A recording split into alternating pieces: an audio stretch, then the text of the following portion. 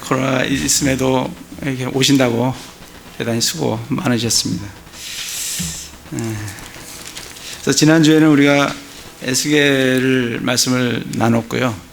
이제 오늘부터는 또다시 처음 우리가 했던 대로 돌아가서 디모데 전서를 하도록 그렇게 하겠습니다.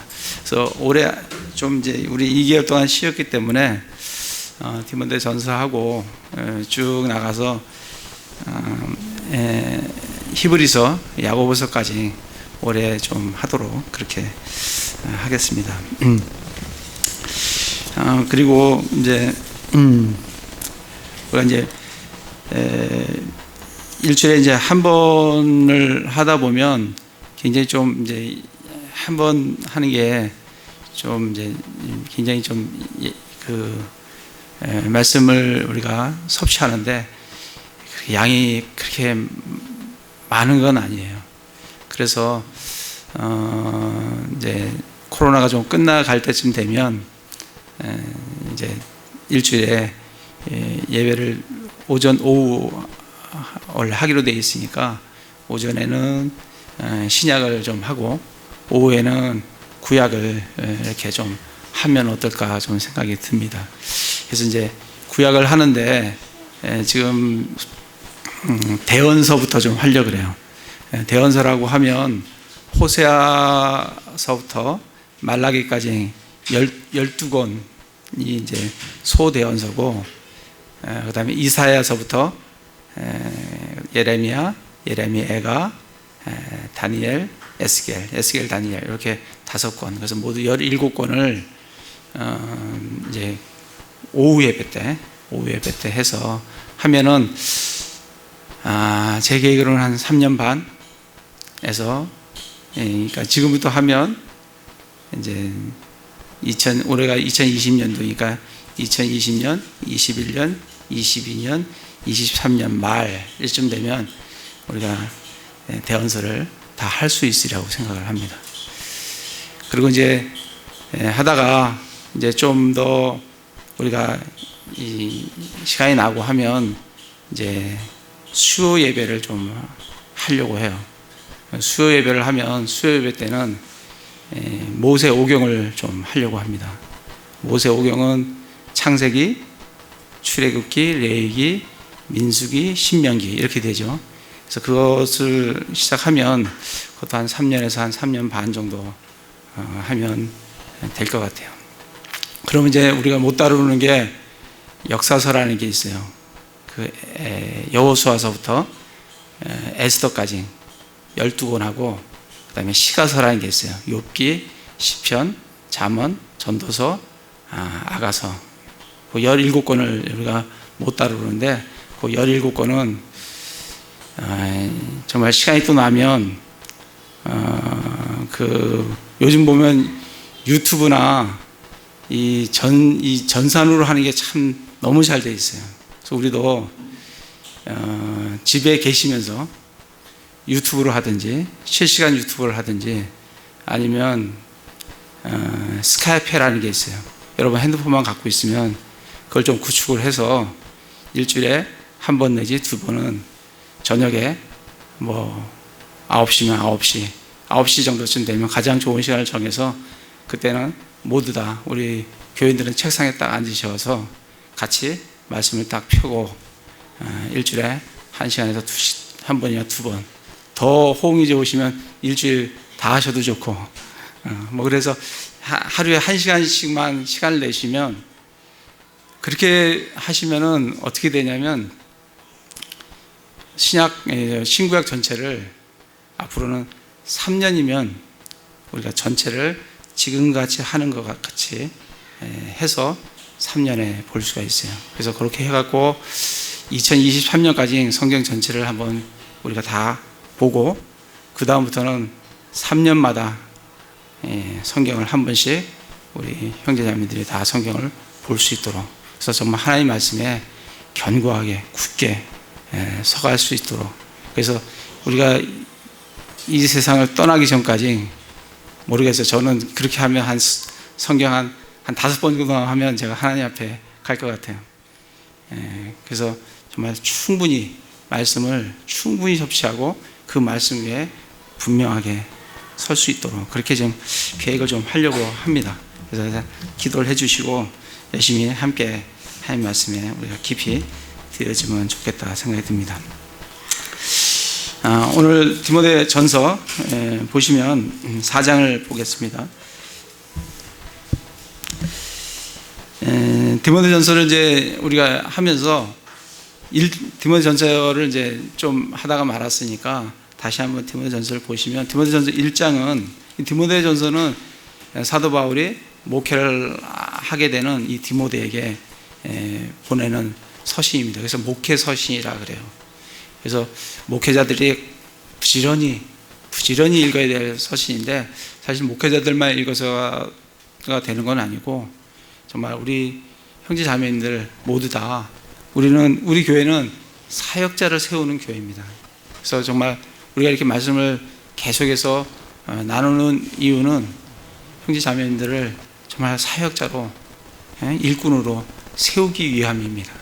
저도 서고 우리 형제 자매님들도 서고 그래서 정말 이 혼탁한 이 시대에 하나님의 말씀을 풍성하게 전하실 수 있는 그런 형제 자매님들 세우기 위해서 하고 있습니다. 그래서 디모데전서 1장은 뭐냐면 교회에 관련된 건데 특별히 교회와 교리에 관련된 거예요. 건전한 교리. 그래서 3절에 보면 다른 교리를 1장 3절입니다. 다른 교리를 가르치지 못하게 하겠다. 그리고 10절에 보면 1장 10절이죠. 건전한 교리를 역행하지 않도록 하기 위해서 율법을 주었다. 그리고 이 교리는 어디에서 나왔다고요? 영광스러운 복음에 따른 것이다. 그렇게 이제 11절에 얘기를 합니다. 그래서 1장은 교회와 건전한 교리에 관한 말씀이에요. 그리고 이제 2장에서는 이제 모든 사람을 위해서 기도하라고 이렇게 말씀을 하시면서 8절부터는 교회와 교회의 질서에 관한 말씀이에요. 이 교회가 어떻게 질서를 남자들은 어떻게 해야 되고 여자들은 어떻게 해야 되는지 형제들은 어떻게 하고 자매들은 어떻게 해야 되는지 그 교회의 질서에 관한 말씀이 이제 2장 말씀입니다. 그리고 이제 3장은 교회와 교회에 있어서의 직무에 관한 말씀이에요. 교회는 어떤 직무가 있는가? 거기에는 교회는 직무가 딱 두 가지만 있습니다. 감독의 직무와 집사의 직무. 감독은 목사예요. 장로예요. 그리고 집사의 자격이 어떻게 되는지 그 두 가지의 직무만이 있습니다. 교회에는. 그래서 그 직무에 해당하는 자격들이 어떤 건지 그것을 쭉 얘기해 주는 게 3장이에요. 그래서 4장은 이제 뭘 얘기해 주냐면 이 교회와 그리고 사역자, 선한 사역자, 직무로 인해서 사역자가 세워지면 그 사역자가 어떠한 사역자가 돼야 되는가? 직무, 그 교회와 사역자에 대한 그런 말씀이에요. 그리고 5장에 가면 5장은 교회와 그리고 교회에서 각 사람들을 어떻게 대해야 되는지, 형제에 대해서는, 자매에 대해서는, 연세가 많으신 분들에 대해서는, 젊은이에 대해서는 어떻게 대해야 되는지, 장로들에 대해서는 어떻게 대해야 되는지 그것을 얘기를 하고 6장에 가서는 이제 일반적인 권면의 말씀, 돈을 사랑하지 마라, 부자들에게 권면해 주신 말씀, 일반적인 권면의 말씀으로 이제 끝나게 됩니다. 그래서 오늘 전할 말씀은 4장이에요. 4장 말씀인데 4장 1절에 보면 이제 성령께서 분명히 말씀하시기를 마지막 때에 어떤 사람들이 믿음에서 떠나 유혹하는 영들과 마귀의 교리들의 주의를 기울이리라 하시는데 성령님께서 분명히 말씀하세요. 성령님께서 말씀을 우리에게 주십니다. 이 마지막 때에 어떤 사람들이 믿음에서 떠나, 이 마지막 때라는 게 언젠가, 마지막 때를 잠깐 보시면은 히브리서를 잠깐 찾아보겠습니다. 히브리서 1장, 히브리서 1장에 보시면 히브리서 1장 1절부터 제가 볼게요.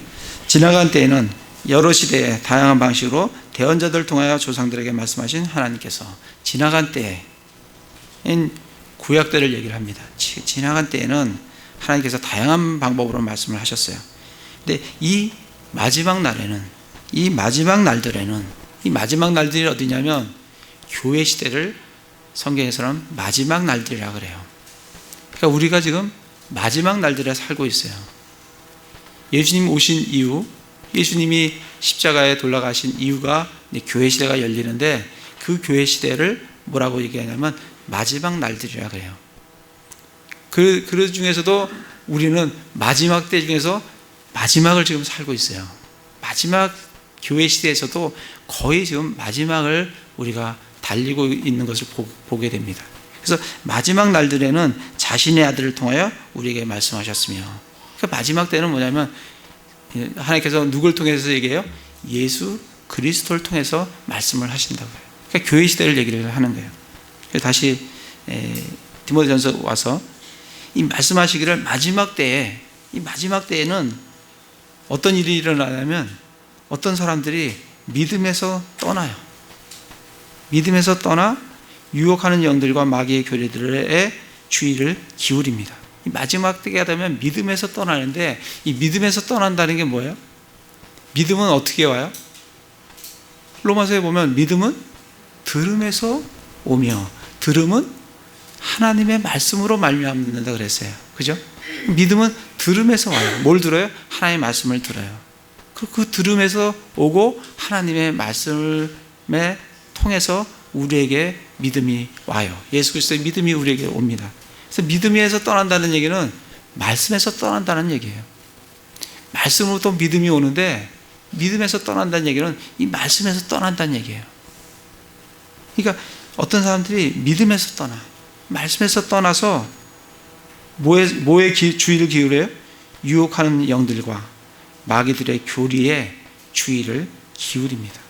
유혹하는 영과 마귀들의 교리에 귀를 기울여요. 이 교리라는 말은, 교리는 하나님의 말씀, 우리 지금 하나님의 말씀들을 보고 있지 않습니까? 이 말씀들 중에서 우리가 믿어야 될 것들을 체계적으로 딱 세워놓은 게 교리예요. 그러니까 이 교리는 말씀 위에 딱 서 있는 게 교리입니다. 말씀 위에 서 있지 않는 교리들은 그걸 지금 뭐라 하냐면 마귀들의 교리라고 얘기를 하는 겁니다. 사도 바울이 지금 13절에 보면, 4장 13절에 보면 디모데가 내가 갈 때까지 읽는 것과 권면하는 것과 교리에 주의를 기울여라. 그러니까 이 하나님 말씀에 주의를 기울이라는 얘기예요. 이 교리라는 것은. 근데 이들이 유혹하는 영들과 마귀들의 교리에 주의를 기울여요. 하나님 말씀에 귀를 기울이는 게 아니라 이 유혹하는 영들과 마귀들의 교리에 주의를 기울입니다. 디모데 후서를 가보겠습니다. 디모데 후서 뒤에 있으니까 디모데 후서 4장에 보시면, 디모데후서 4장 2절부터 보시면 말씀을 선포하라. 때에 맞든지 맞지 아니하든지 긴급히 하라. 모든 오래 참음과 교리로 책망하고 꾸짖고 권면하라. 때가 이르리니, 마지막 때가 이른다는 거예요. 때가 이르리니 그들이 건전한 교리를 견디지 못하며, 사람들이 마지막 때가 이르면 이 건전한 교리를 견디지 못해요. 하나님 말씀을 그대로 전해주면 그걸 견디지를 못해요. 그래서 뭘 찾냐면 하나님 말씀을 찾는 게 아니고 다른 거, 자기한테 듣기 편하고 자기한테 좋은 거를 찾아요. 그게 이 말씀입니다. 건전한 교리를 견디지 못하며 기가 가려워서, 그죠? 기가 가려워 자기 욕심대로 자기를 위해 선생을 쌓아두고, 자기 욕심에 맞는 말씀, 자기가 듣기 좋은 말씀, 그 말씀을 추구하는 거예요. 이 마지막 때가 그런 말씀을 추구합니다. 그러니까 교회에서 좋은 말씀만 해주는 거예요. 덕이 되는 말씀만 해주는 거예요. 마음이 상하지 않을 말씀만 주는 거예요. 그거를 좋아해요. 마지막 때가 되면 그렇습니다. 죄가 뭐냐, 지옥이 뭐냐, 심판이 있다, 이런 거는 별로 얘기를 안 해요. 왜? 사람들이 그런 걸 좋아하지 않기 때문에. 잘 된다, 복 받는다, 이런 얘기만 원하는 거예요. 지금 그 말씀이 건전한 교리를 견디지 못하며 귀가 가려워서 자기 욕심대로 자기를 위해 선생을 쌓아두고, 그죠? 또 진리로부터 귀를 돌이켜. 진리가 뭐예요? 하나님의 말씀으로부터 귀를 돌이켜서 꾸며낸 이야기들로 돌아서리라. 그냥 꾸며낸 이야기, 하나님의 말씀이 아니라 그냥 들었던 이야기들. 어느 교회 가니까 사람들이 이렇게 얘기하면 쓰러지고 금리 빠리고 어쩌고 저쩌고 이런 데 더 관심이 많은 거예요. 우리는 그런 데 관심 가질 게 아니라 하나님께서 하나님 말씀에, 성경에서 뭐라고 얘기하는지 하나님 말씀에 귀를 기울여야 될 줄로 생각합니다. 그 옆에 가면 디모데후서 3장에 보시면 1절에 보시면 또한 이것을 알라. 즉 마지막 날들에 위험한 때가 이르리라. 이 마지막 때에, 마지막 날들에 위험한 때가 이르리라. 어떻게 해요? 사람들이 자기를 사랑하며 탐욕을 부리며 자랑하며 교만하며 신성모독하며 부모에게 불순종하며 감사하지 아니하며 거룩하지 아니하며 본성에 애정이 없으며 협정을 어기고 거짓 고소하며 절제하지 못하며 사나우며 선한 자들을 멸시하며 배신하고 고집이 세며 높은 마음을 품으며 하나님을 사랑하기보다는 쾌락을 더 사랑하며 하나님의 성품의 모양은 있으나 그것의 능력을 부인하는 자니 이런 자들에게서 돌아서라. 이게 마지막 때에 나타나는 모습이라고 말씀을 해주세요. 자기를 사랑하고 돈을 사랑하고 쾌락을 사랑하고 그런 것들을 얘기해 주는 걸 좋아하고 그래요. 그게 마지막 때의 모습이에요. 베드로후서를 가보겠습니다. 베드로후서 2장.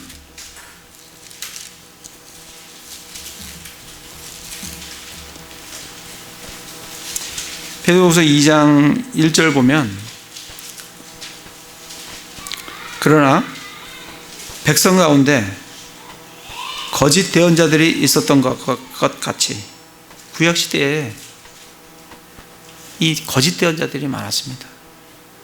하나님께서 말씀을 주지도 않았는데 하나님께서 주시는 말씀이라고 거짓으로 대언하는 자들이 많아요.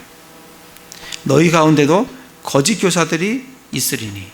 신약교회에는 거짓 교사들이 있습니다.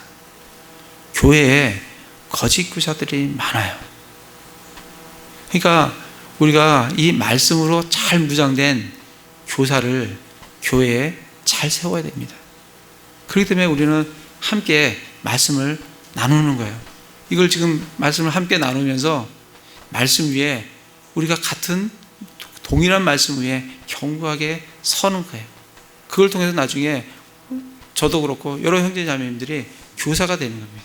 다른 사람들을 가르칠 수 있는 사람으로 성장을 하셔야 되는 거예요. 왜냐하면 거짓 교사들이 있기 때문에. 그래서 교사를 세울 때 정말 우리는 신중해야 돼요. 어떤 사람을 세울 때 신중해야 돼요. 거짓 교사들이 있으리니 그들은 정죄받을 이단 교리들을 몰래 들여와. 이들이 뭘 들여오냐면 이단 교리들을 갖고 오는 거예요. 이단 교리들을 갖고 와요.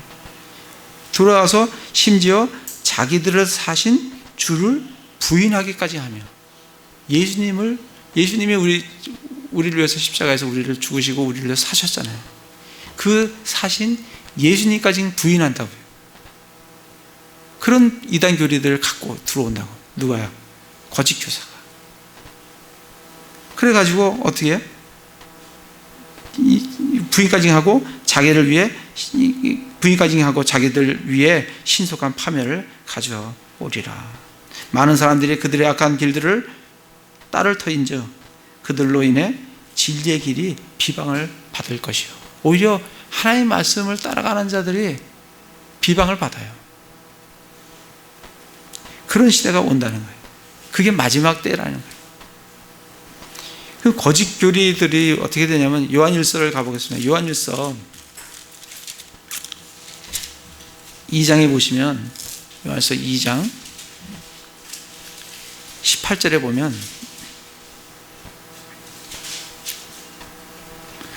어린 자녀들아, 지금은 마지막 때니라. 사도 요한 시대도 마지막 때예요. 왜냐하면 교회 시대이기 때문에.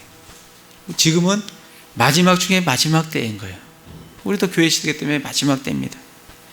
마지막 때니라. 적그리스도가 오리라 함을 너희가 들은 것 같이 지금도 많은 적그리스도가 있나니 이로써 지금이 마지막 때인 줄 우리가 아느니라. 이 마지막 때는 뭐가 많아요? 적그리스도가 오리라 함을 너희가 들었는데 지금도 많은 적그리스도가 있다는 거예요. 그때 당시에도 많은 적그리스도가 있었고 지금도 많은 적그리스도가 있어요. 그리고 이 적그리스도가 나중에 한 명의 적그리스도로 딱 드러날 때가 언제냐면 그때가 7년 대환란 때예요. 그때는 한 명의 적그리스도로 딱 드러나요. 지금은 적그리스도가 많아요. 활동을 해요. 근데 이 적그리스도 중에서 한 명의 적그리스도가 딱 드러날 때가 7년 대환란 때라고요. 22절에 보면 예수님께서 그리스도이심을 부인하는 자가 아니면 누가 거짓말하는 자냐. 예수님이 그리스도임을 부인한다고요. 그렇게 거짓말을 하는 거예요. 예수님이 그리스도임을 인정하지 않는 거예요. 이게 적그리스도입니다. 예수님께서 그리스도임을 부인하는 자가 아니면 누가 거짓말하는 자냐. 아버지와 아들을 부인하는 자는 적그리스도니라. 아버지와 하나님 아버지와 하나님의 아들이신 예수 그리스도를 부인하는 자가 누구라고요? 그게 적그리스도라고요. 23절에 누구든지 아들을 부인하는 자에게는 곧 그에게는 아버지가 없대. 예수 그리스도를 부인하면 그는 하나님도 부인하는 거예요. 그리고 아들을 인정하는 자에게는 아버지도 있느니라. 아들을 인정하면, 예수 그리스도를 인정하면 아버지도 함께 믿게 되는 거예요. 그러니까 엄밀히 얘기하면 유대교는 아들을 인정하지 않아요. 그러니까 하나님께서 주신 것이 아니에요.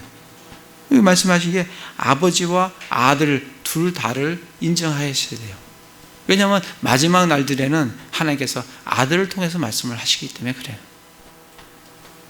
이런 이단 교대들을 가지고 들어온다고요. 지금도 교회들, 어떤 교회는 여기다가 그 7 등잔대를 탁 놓고 유대교 같이 비슷하게 분위기를 꾸며서 그렇게 예배 드리는 데도 많아요.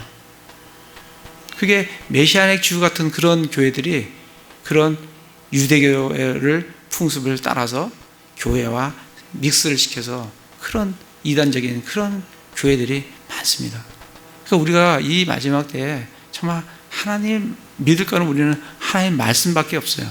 이 말씀대로 말씀에 나와 있으면 믿고 말씀에 나와 있지 않으면 누가 그러한 것을 얘기를 하든 우리는 그거에 귀를 기울일 이유가 전혀 없어요. 그래서 하나님 말씀이 뭐라고 말씀하시는지를 좀 우리가 세세하게 말씀을 보셔야 됩니다. 그래서 다시 디모데전서로 가서 그 마지막 때에 이렇게 유혹하는 영들과 마귀의 교리들에 사람들이 주의를 기울입니다. 근데 이들에 대해서 이들의 핵심 교리는 뭐냐면 2절에 보면 이들은 위선으로 거짓말하며 자기 양심을 뜨거운 인두로 지진 자들이에요. 이들에 대해서 이들이 어떤 자들이냐면 순 거짓말하는 자들이다. 또 양심을 인두로 지져서 전혀 자체가 이 꺼리낌이 없는, 양심에 꺼리낌이 없는 그런 사람들이에요. 이들의 핵심 교리는 뭐냐면 3절에 이들이 혼인을 금하고 음식물을 삼가라고 명령할 터이나. 이들의 핵심 교리는 2가지예요. 뭐예요? 혼인을 금해라. 또 하나는 뭐예요? 음식물을 삼가라. 사람의 가장 기본적인 욕구인 성적인 욕구와 그리고 식욕을 금하는 거예요.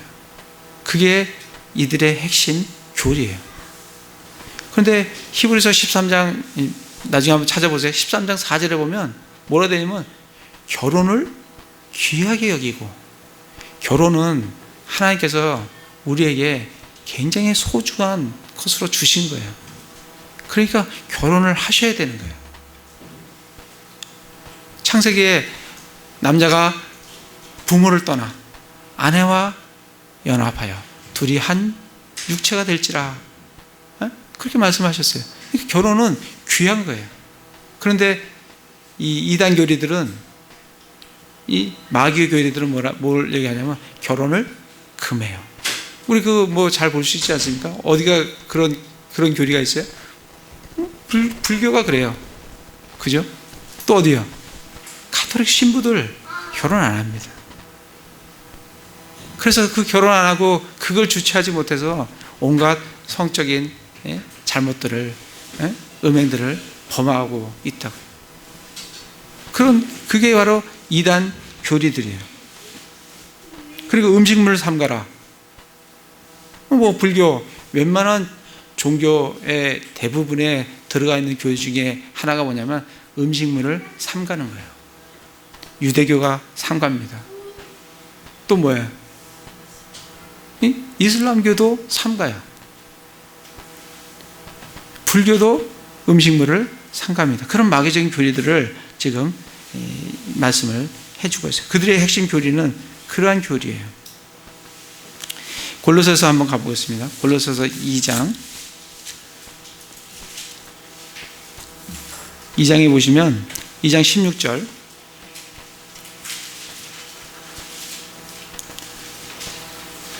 그러므로 아무도 먹는 것이나 마시는 것으로 인하여 또 거룩한 날이나 월삭이나 안식일에 관하여 너희를 판단하지 못하게 하라. 지금 율법에 있는 먹는 것, 마시는 것, 그죠? 이런 것들로 판단하지 못하게 하라. 그것들은 다가올 것들의 그림자예요. 율법은 그림자입니다. 몸은, 우리 몸이, 그리스도의 몸인 우리 교회는 어디에 속해 있어요? 그리스도께 속해 있어요. 그렇기 때문에 우리는 그 그림자에 속해 있지가 않습니다. 이게 율법주의예요. 16, 17절이. 18절은 천사 숭배하는 신비주의예요. 그러면서 20절에 그러므로 너희가 세상에 유치한 원리로부터 떠나 그리스도와 함께 죽었거늘 어찌하여 세상에 살고 있는 것 같이 규례들에 복종하느냐. 곧 만지지도 말고 맛보지도 말고 손을 대지도 말라 하는 것이니. 이게 아까와 우리 디모데전서 읽었던 것과 같은 그런 마귀적인 교리예요. 이 모든 것은 사용한 대로 없어질 것이요 사람들의 명령들과 교리에 따른 거라 그러잖아요. 그래서 이것들은 의지대로 경배하고, 여기에는 자기가 들어가 있어요. 자기 의지대로, 자기가 들어가 있어요. 자기의 의지대로 경배하고 자기를 낮추며 몸을 경시하는 데는 참으로 지혜 있는 것 같아요. 사람들 보기에는 산속에 가서 한 10년 수련한다고 생각해봐요. 대단하다라고 그런 마음들을 갖는, 그 사람은 대단하다.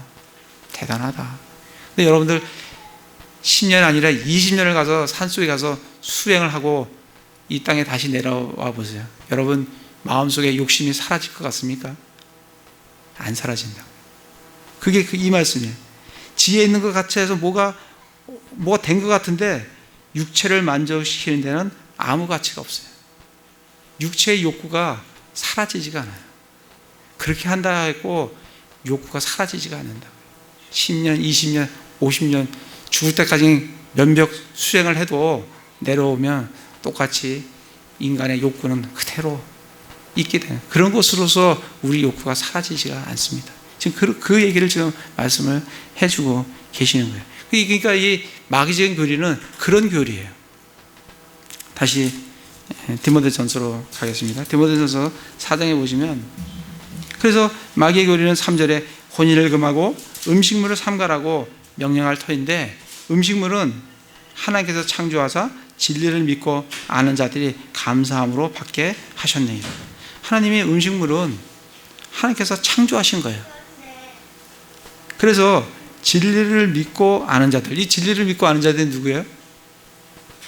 우리 그리스도인들이 진리를 알고 믿는 자들이 우리 그리스도인들이에요. 진리는 예수 그리스도가 진리예요. 하나님의 말씀이 진리입니다. 그것을 알고 믿는 자들이 뭐예요? 그 알고 믿는 자들이 그리스도인들이에요. 그 그리스도인들은 그 하나님의 창조물을 감사함으로 받게 하셨어요.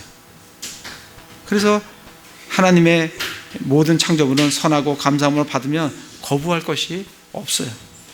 그래서 그것은 하나님의 말씀과 기도로 거룩해진 것이에요. 하나님께서 그렇게 말씀을 해 주셨어요. 하나님께서 창세기 10장에 보시면, 사도행전 10장에 보시면 사도 베드로에게 뭐래요? 온갖 부정한 것들을 이렇게 바구니에 이 동물들을 담아놓고 하나님께서 잡아 먹으라고 하시잖아요. 왜? 하나님께서 깨끗하게 하셨다고. 그러니까 네가 속되다고 하지 말라고 그렇게 말씀을 해주셨어요. 그래서 우리 그리스도인은 거기에 그림자인 그 율법에 구속되지 않습니다. 우리는 진리가 뭔지 알고 믿는 사람들은 음식을 먹는데 전혀 꺼리낌이 없어요. 입으로 들어가는 것이, 예수님께서도 입으로 들어가는 것이 너희를 더럽히는 것이 아니고 네 마음에서 나오는 것이 너를 더럽힌다라고 마가복음에 말씀을 해주셨어요. 또 고린도전서에 가면 사도 바울이 그 우상에 바쳤었던 그 음식들, 그거 묻지 말고 먹으라는 거예요. 양심을 위해서 묻지 말고 그냥 감사함으로 먹으라는 거예요. 여러분들 감사함으로 먹으면 됩니다. 고사떡, 이거 좀 찝찝하시면 드시면 안 돼요. 왜? 믿음이 없으시기 때문에 드시면 안 돼요. 그런데 말씀으로, 믿음으로 그건 아무것도 아니네 라고 믿음이 있으시면 묻지 말고 맛있게 드시면 돼요. 그게 사도 바울의 말씀을 고린도전서에서 우리에게 해주시는 말씀입니다. 그러니까 이단 교리들, 그런 교리들에 우리가 영향을 받을 이유가 전혀 없다라고 말씀을 해주십니다. 다시 디모데전서 와서, 그러면서 6절부터는 이 선한 사역자가 어떤 사람인가에 대해서 이제 말씀을 해주고 계세요. 6절에 보면 내가 형제들에게 이것들을 기억하게 하면 내가 도달한 믿음의 말씀과 선한 교리의 말씀들로 양육받은 예수 그리스도의 선한 사역자가 되리라.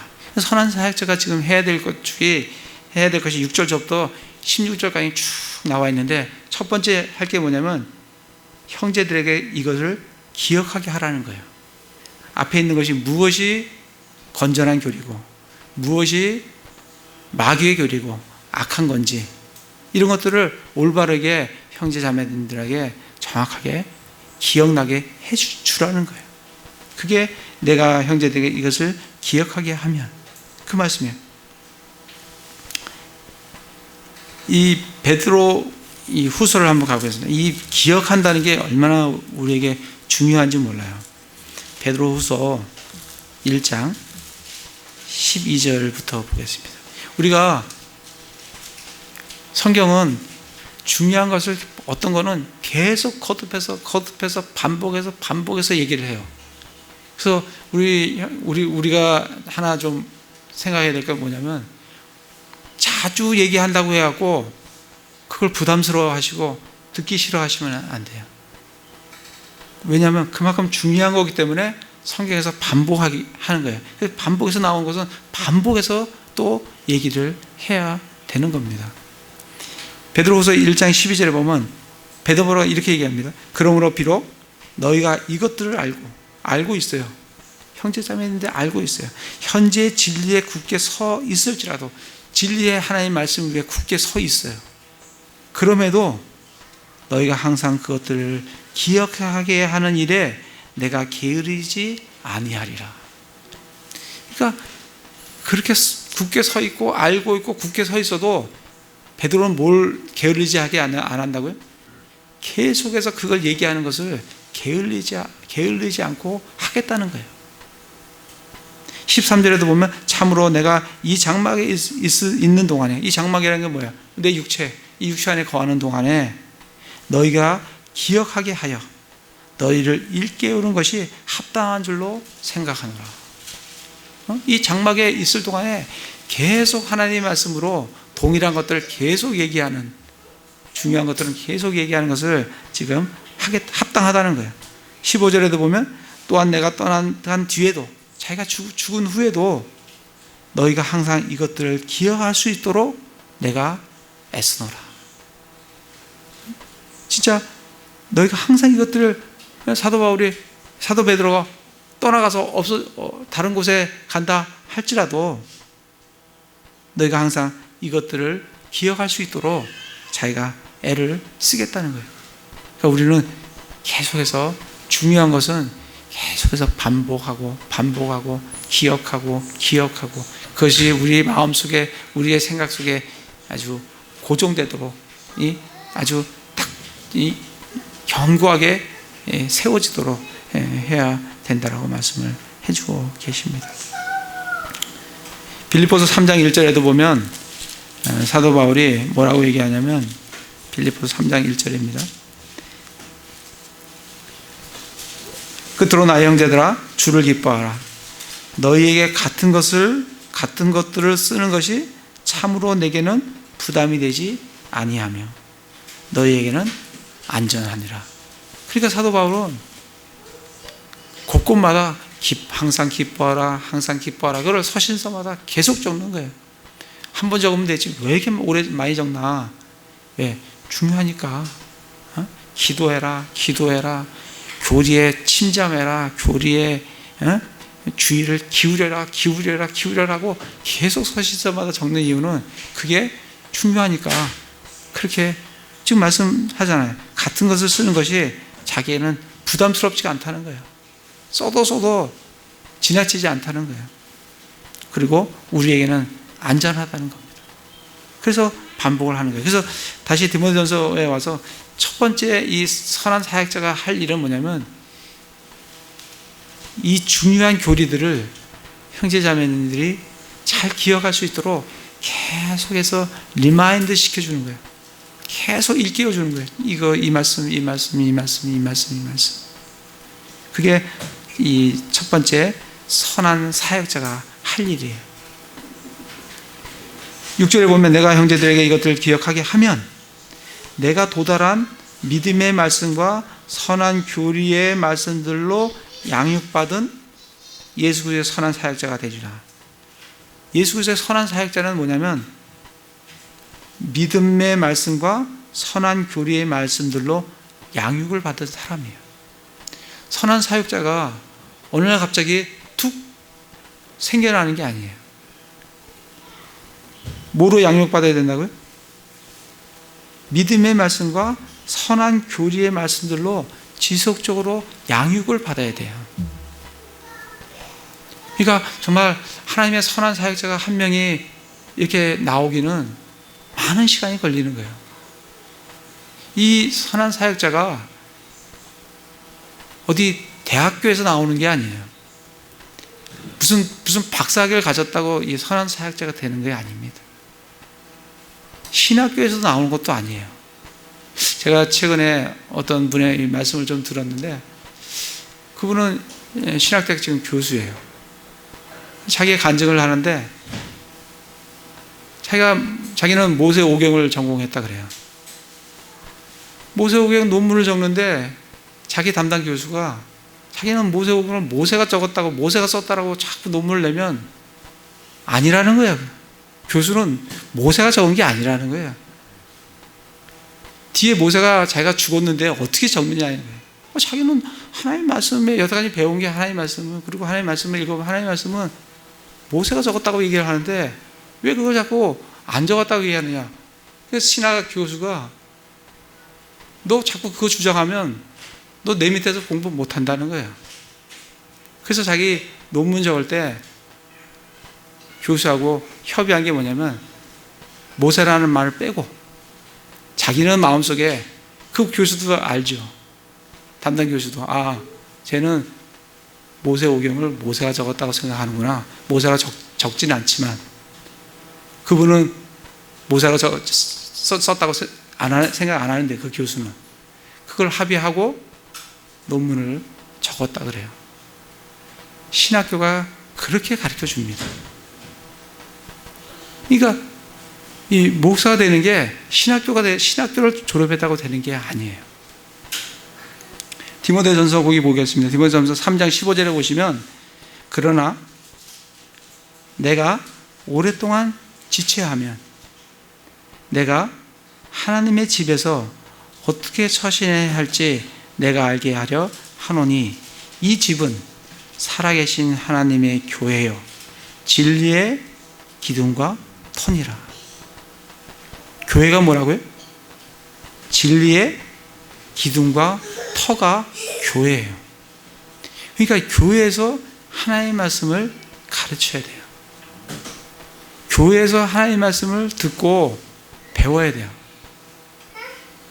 그리고 거기에서 선한 사역자들이 나와야 돼요.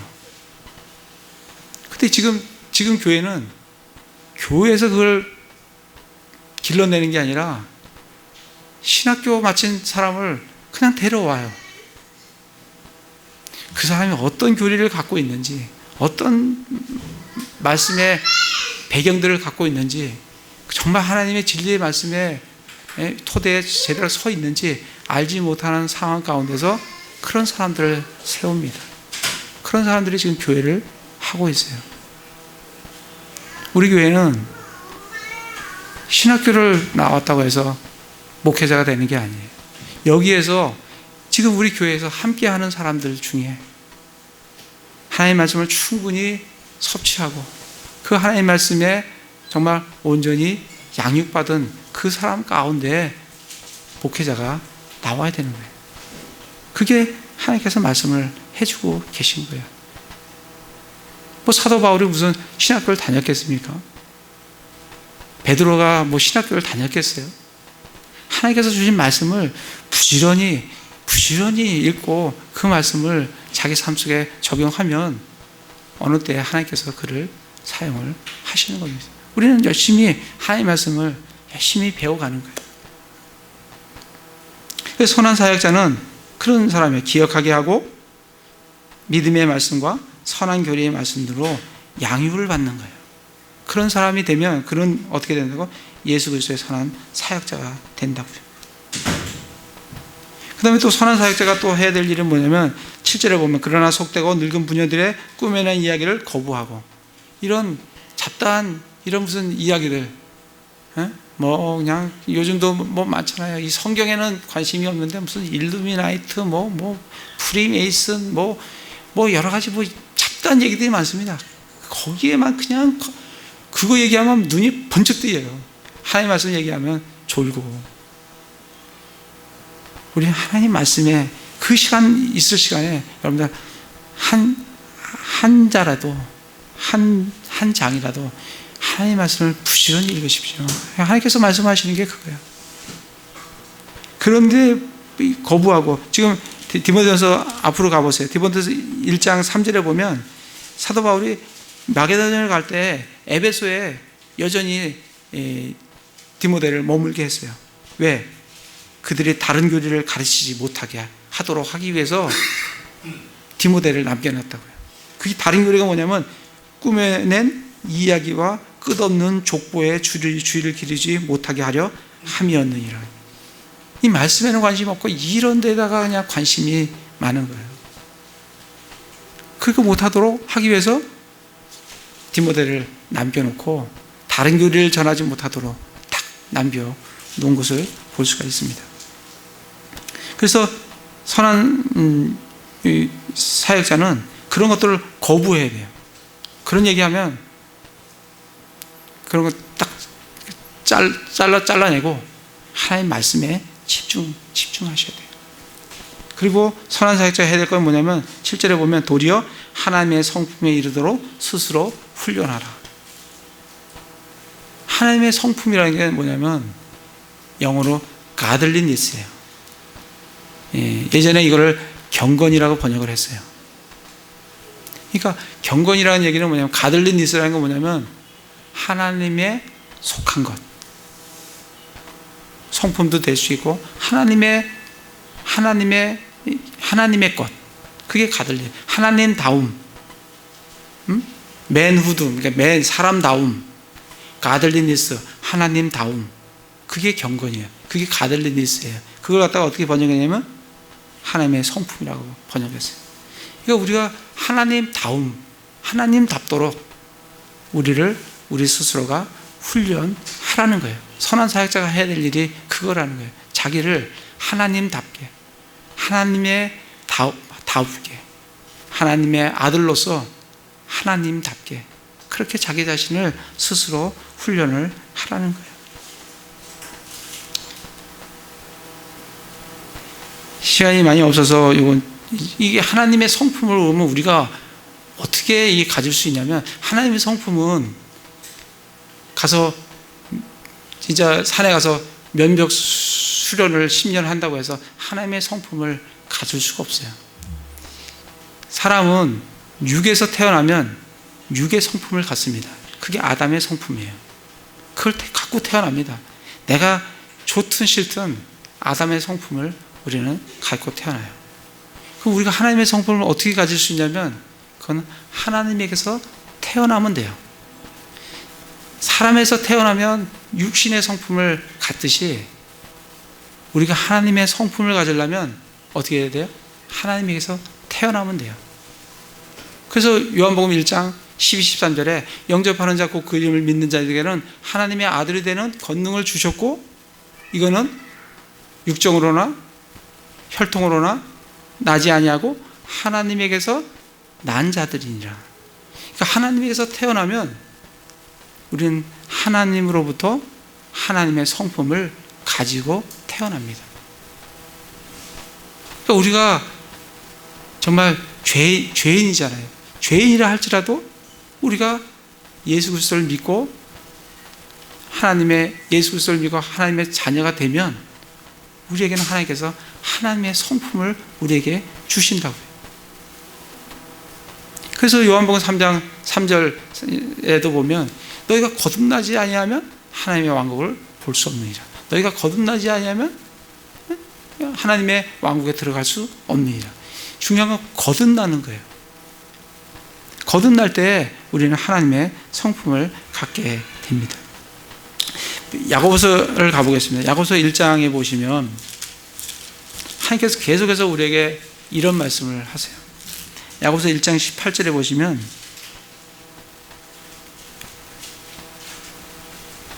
그분께서 자신의 뜻에 따라 진리의 말씀으로 우리를 낳으셨으니 이것은 우리가 그분의 창조물 중에 천열배의 종류가 되게 하려 하심이라.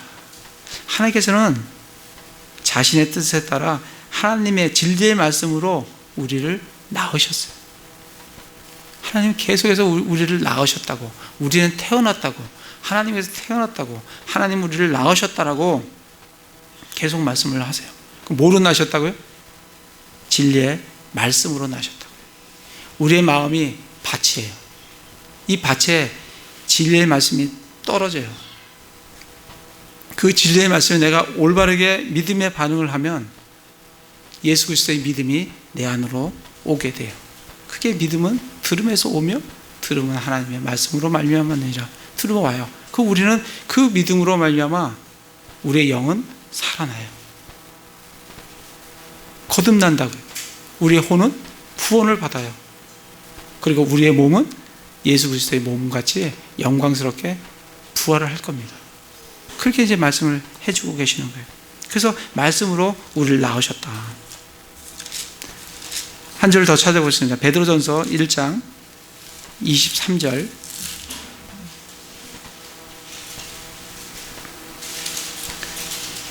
(1장 23절에) 보면 너희가 다시 태어난 것은, 우리가 거듭났다는 거예요. 그죠? 다시 태어난 것은 썩을 씨에서 난 것이 아니요 썩지 아니할 씨에서 난 것이니 살아있고 영원히 거하는 하나님의 말씀으로 된 것이니라. 그러니까 하나님의 말씀으로, 썩지 아니할 하나님의 말씀이 우리에게 떨어질 때 거기에 내가 믿음의 반응을 하게 되면 우리는 거듭난다고요. 하나님에게서 태어난 자가 된다고요. 그러면 뭘 물려받아요? 하나님의 성품을 물려받는다고요.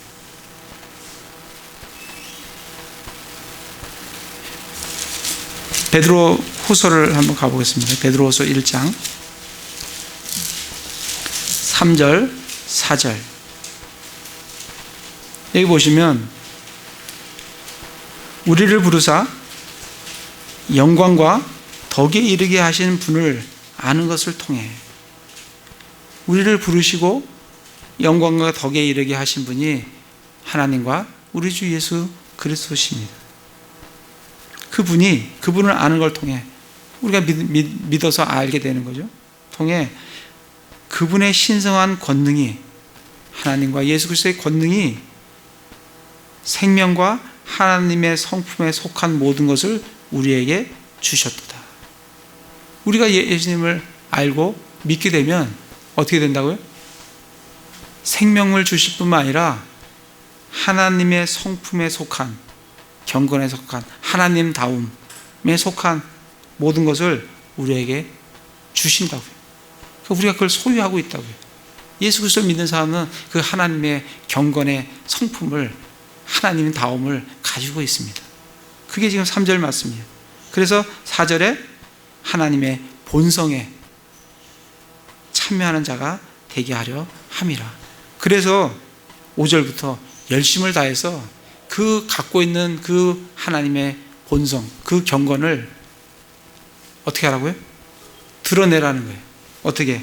열심을 다해서 믿음의 덕을, 덕의 지식을, 지식의 절제를, 절제의 인내를, 인내의 경건을, 경건의 형제의 친절을, 형제의 친절의 사랑을, 이거를 드러내라는 거예요. 어떻게? 훈련해서. 거듭 태어나지 않은 사람은 아무리 훈련해도 그게 드러날 수가 없어요. 왜? 없기 때문에. 그에게는 그게 없어요.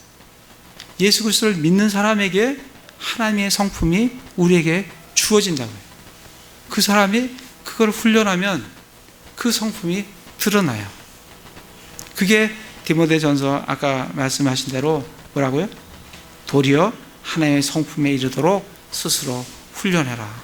왜? 우리에게 그것이 주어져 있기 때문에 우리는 훈련을 하면 그것이 나를 통해서 드러납니다. 드러나요.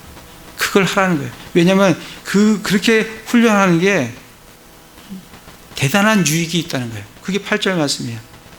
육체의 훈련은 적으나 하나님의 성품을 훈련하는 것은 대단히 유익하다는 거예요. 이 생에, 이 땅에서뿐만이 아니라 하늘에 가서도 하나님께서 그거에 대한 상급에 대한 약속이 우리에게 주어져 있다는 겁니다. 부지런히 하나님다움이 내 안에서 드러나도록 스스로 훈련을 하라는 거예요. 그 훈련을 하려면 어떻게 해야 되냐면 하나님 말씀을 부지런히 보셔야 돼요. 하나님 말씀이 뭐라고 하는지 거기에 나를 늘 비추어 보고, 그리고 성령께서 나를 인도하시는 대로, 왜? 성령은 하나님 말씀으로 우리를 인도하시니까 그 말씀의 성령의 인도하심에 따라 내가 따라 걸을 때 내 안에서 하나님의 성품에 하나님의 다움이 드러나게 돼요. 그래서 로마서 8장 1절 4절 5절에 보면 육신을 따라 걷지 아니하고 성령을 따라 걷느니라. 육신을 따라 걷지 아니하고 성령을 따라 걷느니라. 그걸 반복해서 로마서에서 얘기해 주는 게, 성령께서는 우리를 하나님의 말씀으로 인도하시기 때문에 그 말씀에 나를 비추어 보면, 비추어서 내 스스로 훈련을 하면 내 안에 주어진 하나님의 성품이 드러나도록 되어 있습니다. 다시 디모데전서 4장에 와서 보면 또 하나님의 우리 선한 사역자가 해야 될 일은 뭐냐면 10절에 보면 이런 까닭에 우리가 수고하고 치욕을 당하나니, 선한 사역자가 해야 될 게 뭐냐면 수고하는 거예요. 이 땅에서 대접받는 자리가 아닙니다. 뭐든지 그게 육체가 됐던, 그게 재물이 됐던, 그게 마음이 됐던, 어쨌든 하나님 앞에서 수고하는 사람이 선한 사역자예요. 그리고 치욕을 감당해야 돼요. 왜 치욕이 오냐면 이 그리스도의 성경적 가치관하고 세상적 가치관은 부딪히게 돼 있어요. 이거는 다릅니다. 이 물과 기름같이 흑백같이 달라요. 그래서 우리가 성경적 가치관으로 살아가려고 하면 이 세상 가치관과 부딪힐 수밖에 없어요. 그러면 치욕을 당합니다. 빌립보서 3장에 보면 우리가 구원을 주실 뿐만 아니라 고난도 함께 주셨다고 되어 있어요. 그러니까 우리가 성경 말씀대로 성경의 가치관대로 살아가려고 하면 반드시 이 세상 가치관과 부딪히게 되어 있어요. 그러면 치욕을 당하게 될 수밖에 없어요. 여러분들이 세상에 나가서 치욕을 안 당하고 지금 산다고 하면 여러분들은 뭔가 그 세상적 가치관하고 타협을 하고 살아가는 거예요. 그렇기 때문에 치욕을 안 당해요. 근데 타협을 하지 않는 순간 치욕을 당합니다. 그렇게 돼 있어요. 그래서 복음서에 보면 환난과 핍박을 당할 때, 말씀으로 인해서 환난과 핍박을 당할 때에 실족하게 된다라고 되어 있어요. 그래서 실족하지 않기 위해서는 믿음의 말씀 위에 굳건하게 서야 됩니다. 그 다음에 또 선한 사역자가 해야 될 일은 뭐냐면 11절이에요. 명령하고 가르치라는 거예요. 요즘 참 이 두 개가 다 어려워요. 명령하기도 어렵고 가르치기도 어려워요. 근데 선한 사역자가 해야 될 거는 뭐냐면 명령하고 가르치라는 거예요. 요즘 교회 가면 이 권면해요. 그냥 제시해요. A하고 B가 있는데 선택은 알아서 본인들이 알아서 하세요. 성경은 그렇게 얘기하지 않습니다. 분명한 A를 명령을 합니다. 이렇게 하십시오. 하나님께서 명령하시는 거예요. 이렇게 하십시오. 교회에 나오십시오. 술을 마시지 마십시오. 음란한 행위를 하지 마십시오. 그렇게 하지 않으면 좋지 않겠습니까? 이렇게 가르치는 것이 아니라는 거예요. 명령하고 가르치라는 거예요. 그게 선한 사역자가 해야 될 일이에요. 또 하나 선한 사역자가 해야 될 일은 12절이에요. 본이 되라는 거예요. 연소함을 업신여기지 못하게 하고, 사역자가 어린 나이라고 해서 사역자가 안 되는 게 아니에요. 디모데는 나이가 어렸어요. 업신여길 수가 있어요. 연세에 드신 분들이. 그러나 업신여기지 못하게 하는 것은 뭐냐면 그가 말과 행실과 사랑과 영과 믿음과 순결해서 믿는 자들의 본이 되기 때문에 그래요. 본이 되면 하나님께서 그에게 권위를 주십니다. 그래서 우리가 선한 사역자가 되기 위해서는 본이 필요해요. 말로부터, 행실로부터. 그 다음에 또 선한 사역자가 해야 될 일은 뭐냐면 13절이에요. 내가 갈 때까지 읽는 것과 권하는 것과 교리에 주의를 기울여라. 뭐에 주의를 기울여야 된다고요? 읽는 것. 성경 말씀을 읽는 것과 부지런히 읽으셔야 됩니다. 권면하는 것과 다른 사람들에게 권면해야 돼요. 그리고 교리. 결국 하나님 말씀에 이 교리에 주의를 기울여야 돼요. 15절에 보면 이것들을 묵상하고 성경 말씀들을 묵상하고 전적으로 그것들에 몰두하여 전적으로 몰두해야 된다고요. 집중해야 된다고요.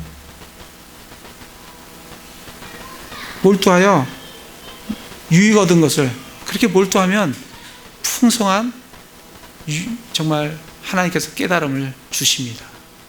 그런 깨달음을 나누는 거예요. 그렇게 말씀하잖아요. 얻은 것을 모든 사람에게 나타나게 하라. 나눠서 함께 유익들을 나누라는 거예요. 그게 선한 사역자가 해야 될 일이에요. 그래서 16절에 내 자신과 교리에 주의를 기울이고, 계속해서 교리에 주의를 기울이라는 말이 계속 얘기합니다. 그죠? 교리에 주의를 기울이고 그것들 가운데 거하라. 이 주의를 기울이려고 하면, 교리에 주의를 기울이려면 유심히 잘 듣고 잘 읽고 그걸 묵상하고, 그리고 그 말씀을 마음에 새기고, 그래야 주의를 기울이는 거예요. 주의를 기울이고, 그 다음에 그것뿐만 아니라 그 가운데 거하라. 그 가운데 거하라는 얘기는 그 가운데 살라는 거예요. 그렇게 살으라는 얘기예요. 그렇게 해서 16절에 보면 내가 이것을 행함으로, 그렇게 주의를 기울이고 그렇게 살게 되면 내 자신과 내 말을 듣는 자들을 구원하게 된다. 그렇게 함을 통해서 내가 복음을 전하면 내 복음을 듣는 자들이 예수 그리스도께로 나아오게 된다는 거예요. 그래서 먼저 해야 될 게 뭐예요? 주의를 기울이고 그 안에 먼저 사는 거예요. 그리고 복음을 전하는 겁니다. 그러면 주님께로 나아오는 그런 사람들이 구원을, 그렇게 구원 없는 사람들을 얻게 된다는 겁니다. 이게 지금 이 4장에서 얘기하는 선한 사역자가 어떠한 사람인가, 선한 사역자는 어떻게 해야 되는가, 그걸 우리에게 전해주시는 말씀이에요. 그래서 이게 사역자는 목사만 사역자가 아니에요. 우리는 다 사역자. 우리 침례교회 그 교회 방향과 목표를 잠깐 보겠습니다. 우리 주보에 보시면 교회 방향과 목표가 있어요. 이걸 늘 읽으시면서 마음에 좀 가지고 계시면 좋겠어요. 올바른 성경 진리의 지식을 배워서 깨닫고 하나님의 순수한 말씀을 믿고 순종하여 예수 그리스도를 닮아가며. 이거 우리 개인적인 거, 우리 각자에게 해당해요. 그리고 세 번째는 믿지 않는 자에게 복음을 전해요. 다른 사람에 대해서는 복음 전하고 양육해요. 그리고 신실한 일꾼들로 세워져요. 그리고 사역자를 파송을 해요. 이게 우리 교회의 방향이고 목표입니다. 그래서 하나님의 왕국을 크게 확장을 시킵니다. 그래서 어떻게 해요? 하나님께 영광을 돌리는 그런 교회가 되기를 원해요. 그러니까 우리 형제자매들 부지런히 이 4장 말씀을 읽으시면서, 이 사역자가 되는 것은 나이하고는 관계가 없어요. 연세가 드셔도 상관이 없습니다. 나이가 어려도 상관이 없어요. 내가 얼마나 하나님의 말씀을 마음을 가지고 부지런히 하나님의 말씀에 내 자신을 드리며 그 말씀에 따라 내 자신을 스스로 훈련들을 하느냐. 그때가 되면 하나님께서 어느 순간에 형제자매들을 들어서 선한 사역자로 쓰십니다. 그때 우리 하시면 돼요. 이 땅에서 정말 소망이 없잖아요. 이 땅에 무슨 소망이 있어요? 우리의 소망은 예수 그리스도 오시는 게, 다시 오시는 게 소망이고 그분을 만나는 게 소망이에요. 그리고 이 땅에서 우리가 주어진 우리 삶 가운데, 우리 인생 가운데, 우리 시간 가운데 이거를 가장 귀한 곳에다가 내가 들여서 정말 주님을 위해서, 하나님의 왕국을 위해서, 다른 혼들을 구원하는 일에 정말 쓰여지는 그런 형제자매는 다 되시기를 기도를 드립니다. 제가 기도하겠습니다. 마지막 때에 많은 사람들이 믿음에서 떠나 유혹하는 영들과 마귀들의 교리에 주의를 기울이게 됩니다. 이러한 때에 저희들은 더욱더 깨어서 믿음의 말씀과 선한 교리의 말씀으로 양육을 받고 하나님의 성품에 이르도록 우리 스스로 훈련하며 하나님의 말씀을 듣고 읽고 묵상하고 마음에 새기는데 전적으로 몰두하여 그 안에 거하고 행함으로 우리 자신들이 주님 앞에 굳게 설 뿐 아니라 다른 혼들을 구원하는 데 쓰임받게 하여 주시옵소서. 우리 주 예수 그리스도 이름으로 기도드립니다. 아멘.